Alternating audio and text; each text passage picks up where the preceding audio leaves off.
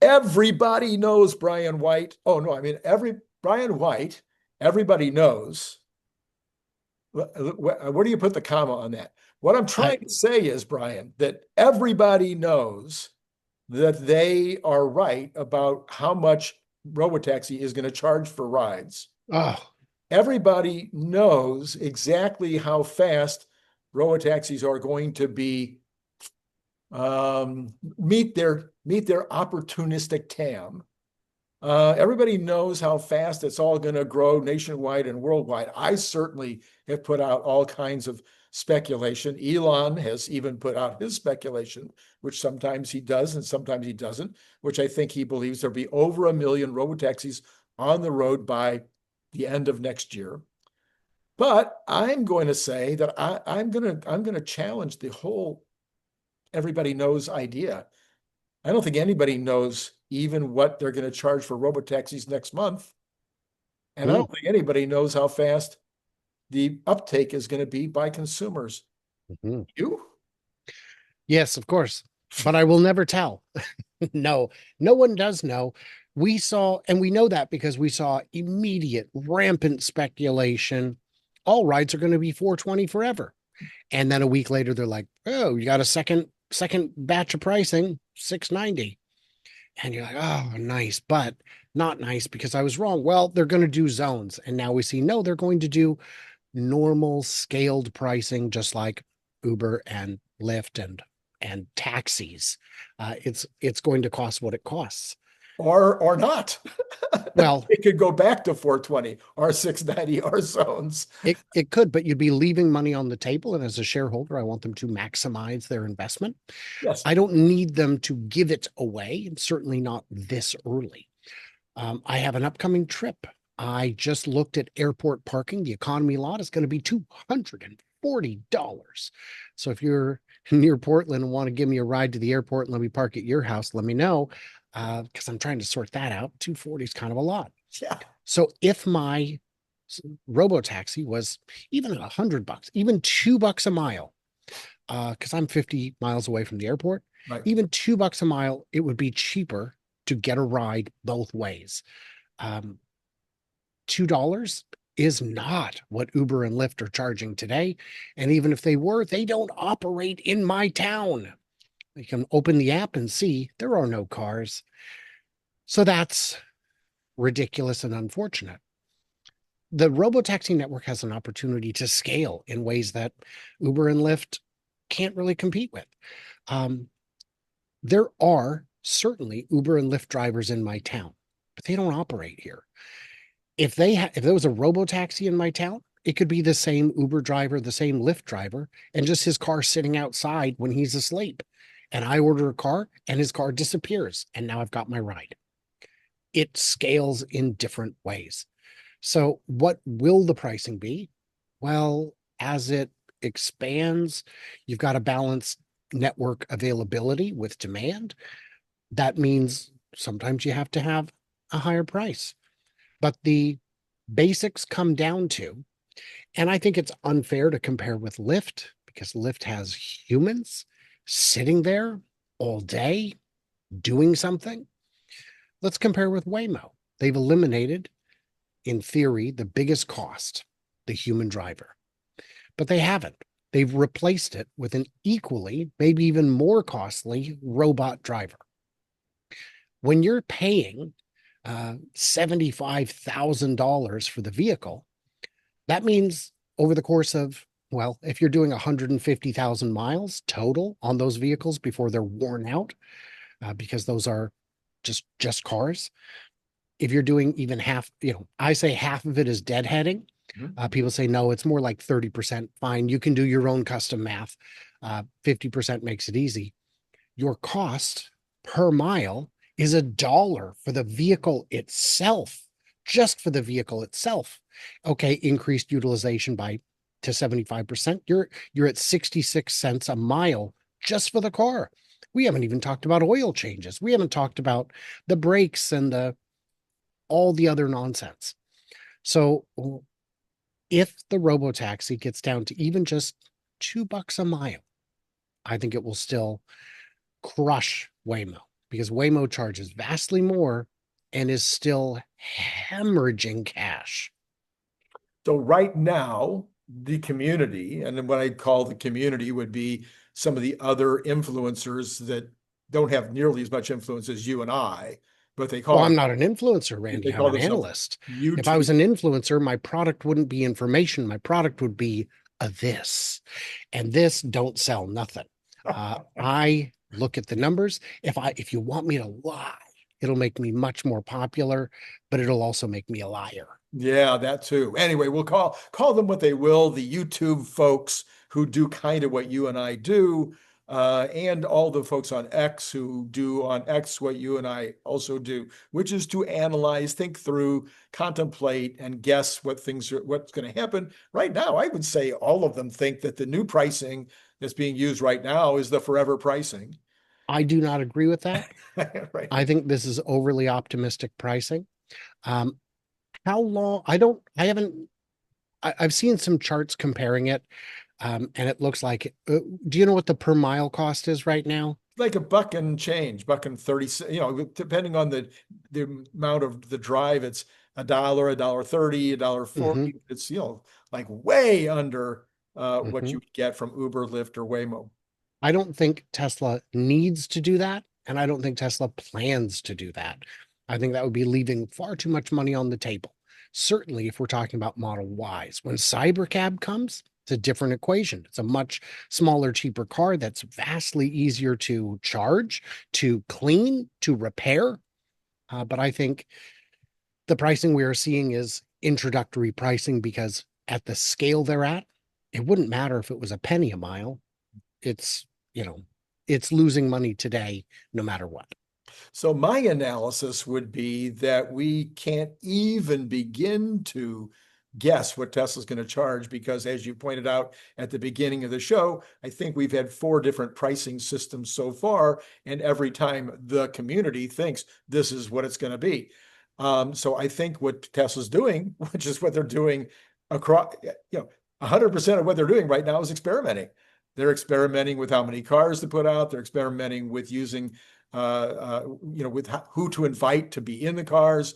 They're obviously experimenting with charging them at night or cleaning them. I mean, all the things that they're doing right now are basically a giant experiment. And I think the experiment for the pricing could go on for years. Absolutely. And that's the beauty of keeping it flex pricing, keeping it on a per ride bespoke sort of basis is you can make those adjustments without there being a shock every time the price changes.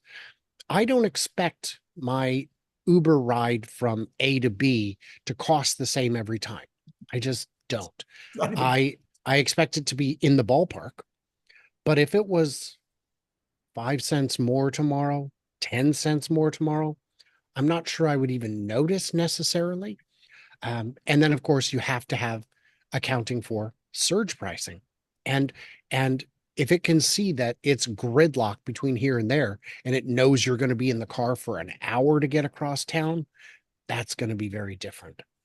And another fun idea to keep in mind is if I'm in some city and I want to take a robo taxi cross town at rush hour, let's say I'm let's say I'm in Nashville and traffic is backed up blocks to blocks, and my robo taxi just pops into the boring tunnel and takes me through it.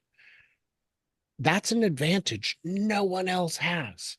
They're not going to allow you and I to drive down there. That's crazy. They're not going to allow Waymo down there. You don't have the protocols, the communication standards necessary.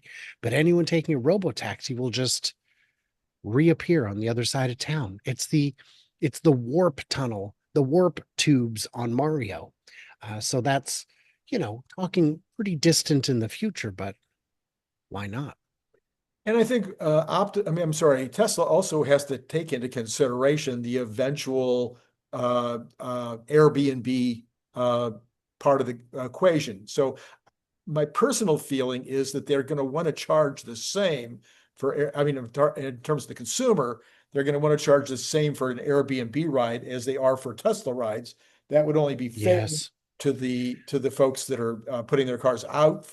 So you have to leave in enough margin, because if Tesla's cost of a Cybercab, as you point out, might go down, according to Elon and even I think others, might get as low as 20 cents, and let's even call that 25, but say from 20 to 25 cents, the cost for you and me putting out even a paid off Model Y is going to be closer to 50 cents. We'd be underwater, Yeah. and that would result in a potential antitrust issue, Yeah. because, you gotta, if, yeah, it'd be crazy when they deregulated the phones and said, basically it's like, well, how do you deregulate well, you force the incumbents to allow access to their network for a fee. If that fee was higher than retail cost, it wouldn't have worked. They'd have been shut down on day one. So I think that's a good point. Tesla would have to keep the price at a level that you and I wouldn't lose our shirts, because these are good looking shirts, right? Yeah, that's right. Both of us. I mean, Yeah, mine's okay. It's not my finest shirt. So the other side of the equation, see, I'm a product guy, and I have introduced lots and lots and lots and lots of products. And there's this whole problem. It's called All of them water bottles. no. And bicycle tubes. I know. Snoopy horns, man. I mean, Wow. a lot of Okay. Snoopy horns. Yeah. He's got facets I didn't know. And Garfield baskets. I mean, we're talking massive amounts of Garfield baskets. So bicycle baskets. Anyway, so and I also had companies that I repped, that I've done thousands of product concepts for, and companies that I have been a consultant for, that have helped release products, locations, all kinds of things. So I'm a product guy. I know a lot about product. There's this thing called supply demand curve. Mm-hmm. And so Tesla is going to want to get a lot of cars out quickly, maybe. That's another thing we don't really know. So let's talk about the next couple of months. San Francisco, Austin, they keep expanding the territory, and they're putting more cars out there. Are they going to need 1,000 cars in Austin 60 days from now? Or are they only going to need 200 cars? How are they going to market it? How are they going to promote it? How are they going to expand the number of people that are even aware of it and get lots of butts and seats? Those are great questions. I don't know what the right number is. I think Uber has published some numbers about their Waymo availability, and that gives an incomplete but a starting point. So what I would say is Tesla has a unique luxury. They can overfill a market to start. Let's say they think they need 100. They could deploy 200 cars. Well, where are they going to store them? On the street. Just park it. Just find some free parking and park. Well, you got to keep it secure. Do you? Because it has Sentry mode. And if it determines that this is not a good place to be, it can move. It can just get in gear and go. So these cars could be just sitting around. Well, we only have operators for 100 cars, but you said deploy 200. Yeah, and scatter them. Only use 100 at a time. Now your wait time is 2 minutes instead of 4 or 6. You would have the ability to, and Tesla can afford to do this. They have quite a pile of cash, and this is not expensive. So they could, their ability to test the water is quite good. And how do they get the word out? I don't think it's that hard, especially if they're even marginally cheaper. I mean, they could just be marginally cheaper and win. What's Uber going to do? Say, well, we're going to monitor Tesla's pricing and undercut them. Okay, well, what if Tesla's monitoring their price right back and undercutting right back? Now we're in a race to zero. Tesla can operate at zero longer than Uber can operate at zero, because Uber has to pay Waymo, has to pay drivers if it's physically driven vehicles. That's a price war I cannot envision them engaging in. And I'm not convinced that they want to burn that bridge with Tesla. Tesla may be their biggest supplier in coming years. So I think, I think Tesla has unique advantages over the competition in terms of scaling. What we need to find, all we need to find out is what is the ratio of remote to vehicle, remote operator to vehicle, and how quickly can we scale out of that?